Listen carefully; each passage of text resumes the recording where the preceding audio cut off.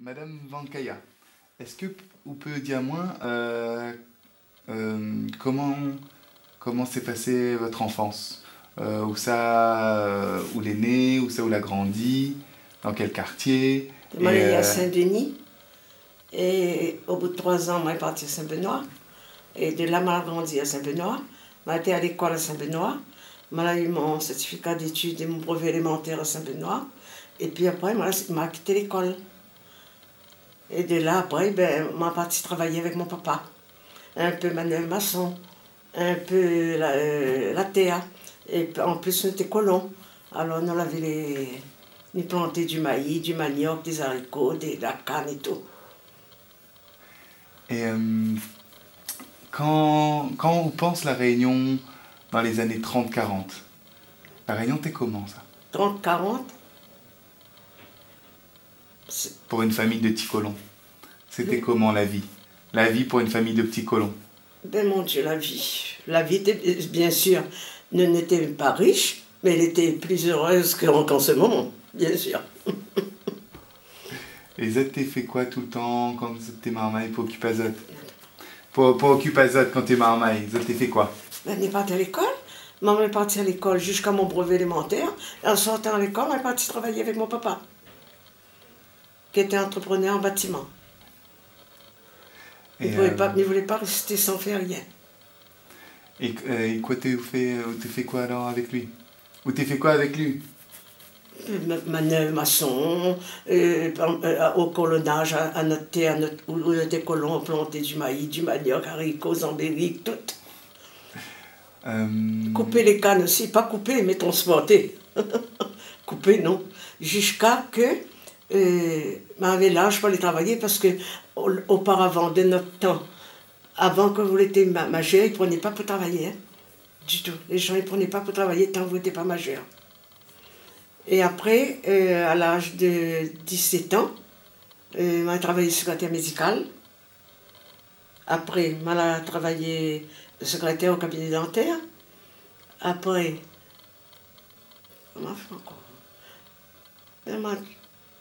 J'ai travaillé garde malade à domicile.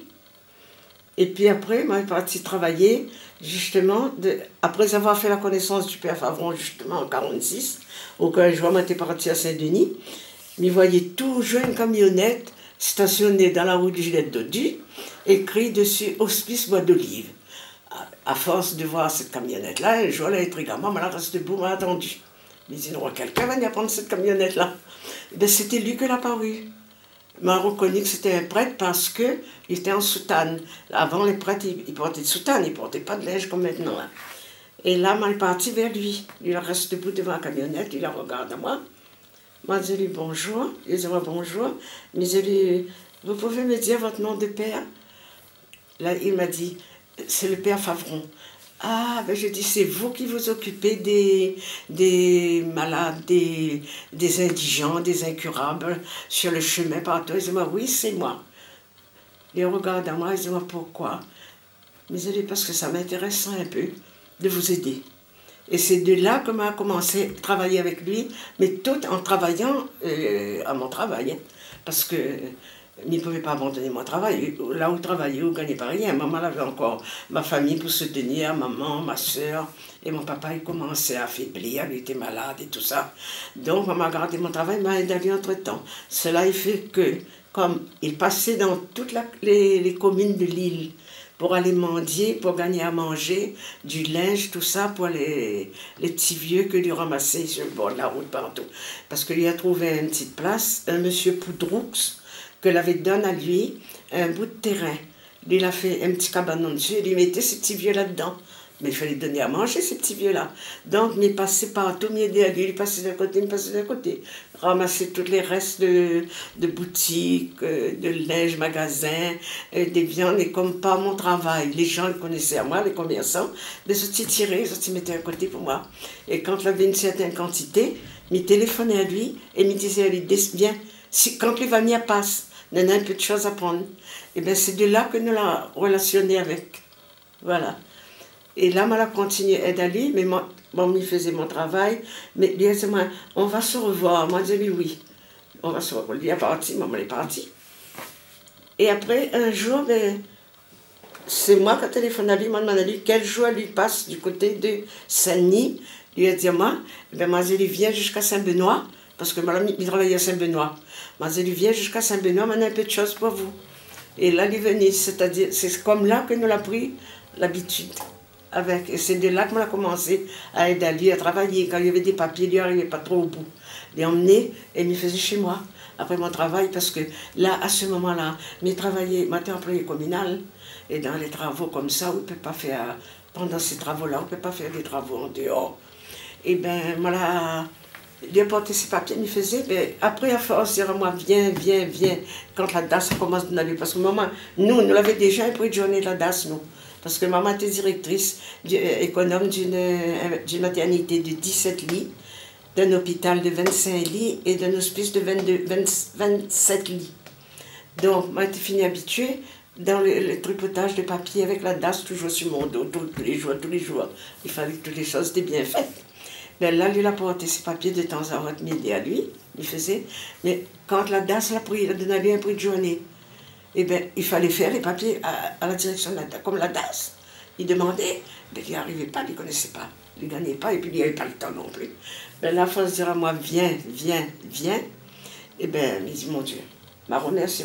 C'est-à-dire, m'a posé la question à mon papa d'abord, et à ma maman. Elle m'a dit, débrouillez-vous, vous laissez grande, vous connaissez quoi il faut faire, quoi il fait, c'est votre affaire. Ben là, m'a remercié ma place, où il gagnait 6 000 francs CFA par mois, hein, à la commune. Et bien, m'a remercié, et là, m'a mis chez lui. Et c'est là que le jour que m'a téléphoné à lui, m'a dit, ben, m'a décidé de venir. Ben, il a dit, bon, ben, il vient chercher moi. Après, il n'y a pas eu le temps de venir parce que le temps avait commencé à marcher. Il a dit, ben, tu montes à la plaine des Cafes, je t'attends au foyer Marie pas de vin. Et c'est de là que papa est venu avec moi. Nous sommes montés jusqu'à la plaine des Cafes, et de là, il a pris à moi, il a amené moi à Bois d'Olive. Il voulait garder moi pour la plaine des Cafes avec Madame Palvin. Après, il dit non. J'ai changé d'idée. Je t'emmène à Bois d'Olive avec moi. Et là, il amène à moi là-bas à Bois d'Olive. Et pour lui commencer, là, ce machin-là, il était voir l'État pour gagner une aide. Le gouverneur a répondu à lui.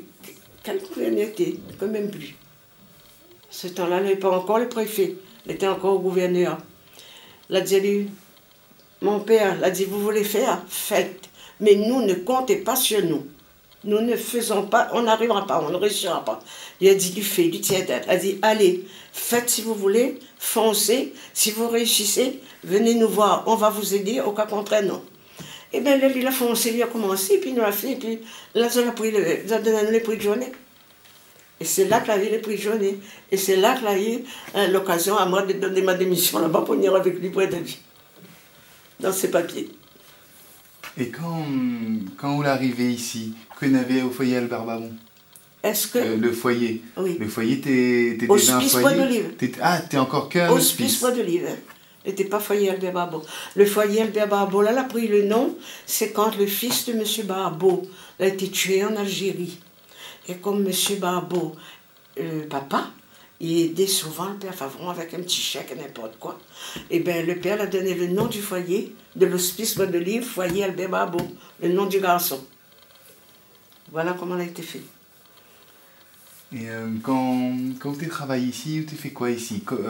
Vous l'arrivez ici en quelle année et quoi tu fait au début? Eh bien, moi, arrivé mon pied dans l'œuvre le 2 janvier 1955. Que je l'ai remercié mon travail, je l'ai donné un mois de délai. Je l'ai fini le 31 décembre, je l'ai mis ici le 2 janvier. Voilà. Et là, je travaillé avec lui jusqu'à ma retraite, quoi. Pas avec lui, puisque lui il est mort le 19 juin 1968. Mais moi, j'ai continué quand même jusqu'à ma retraite. Voilà. Et au tout départ, il y avait des gens qui l'ont aidé, des jeunes filles de la charité. Oui. Comment ça a commencé avec elles? Comment quoi? Comment ça a commencé avec les jeunes filles de la charité? Eh bien, ça, c'est parce que quand lui partait dans les paroisses, lui prêchait, lui faisait la Vierge du Grand Retour dans toutes les paroisses, lui prêchait pour pouvoir gagner un peu d'aide pour les personnes qu'il y avait déjà. Parce qu'elle avait déjà des enfants, à l'hôpital d'enfants, hein, à Saint-Louis, il avait des enfants misères, des petits-enfants et tout. Il fallait occuper les deux maisons. Elle avait le foyer Marie Poitvin. Le foyer Marie Poitvin, c'était le pupille de l'État. Je n'ai pas voulu aller au début, mais je la trouve la case pour mettre toute pupille dedans. Bon, enfin, lui, il a travaillé, lui, il a fait comment dirais-je, il a fait Attends, pose-moi une question, là, c'est quoi? Oui, je voulais savoir comment il a recruté ces jeunes filles de la charité. En fait... Oui, voilà. Alors, il passait avec la Vierge du Grand Retour dans toutes les églises, il prêchait. Et comme les filles, c'était des filles qui n'avaient pas de travail chez eux, qui n'avaient pas machin, restaient là à l'abandon. Je l'ai voulu venir. Je l'ai demandé pour venir, je l'ai dit, et c'est là qu'il a pris les autres. Il a mis les autres ici, c'est là qu'il a... En même temps que lui a fait travailler les autres dans l'éducation, mais l'a aidé à nous. L'a aidé mais pas pour le foyer Poitvin, que pour le foyer Albert Barbeau, oui. Le foyer Poitvin, non. Et au foyer Albert Barbeau, au début, ceux qui aidaient les jeunes filles de la charité, tout le monde, c'était que des bénévoles? Ou c'était où il y avait des gens qui travaillaient? Non, des bénévoles. Il y avait un ouvrier d'entretien et il y avait un chauffeur. Ben ça, elle était payée. Bien sûr, il fallait bien payer ça. Sinon, personne ne se casse pour rien comme nous. Jamais. Eh bien, les autres étaient payés, mais tout le monde, toutes ces filles-là, les autres, ils travaillaient, les autres, ils faisaient tout, les autres, ils aidaient tout. Mais quand il arrivait quelquefois que le père Favron il gagnait un petit chèque par-ci, un petit chèque par-là, et bien là, à ce moment, il faisait de la monnaie et il donnait chacun une petite enveloppe de 500 francs ou 200 francs ou 300 francs pour encourager ça, et puis vous autres besoin aussi quand même. Mais à part de ça, t'es pas payé, ça. Volontaire de charité, t'es pas payé. C'est après, quand elle a commencé l'école de soignante. Mais lui, il était comme qu'il faut aussi. Hein. Ah oui, même que volontaire de la charité ou pas, c'est ça, c'est ça. Il fait ça, il fait ça. Voilà. Ah oui, lui avec lui. Hein. Et d'un côté, il a rendu service aussi. Ça a fait un petit peu de discipline avec ses filles qui venaient travailler, qui n'étaient pas habituées, mon Dieu.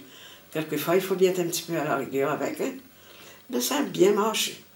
À l'hôpital d'enfants, il y avait une dizaine de filles de charité. Et moi, quand je suis arrivée ici, il y avait 7. 7 filles volontaires de charité.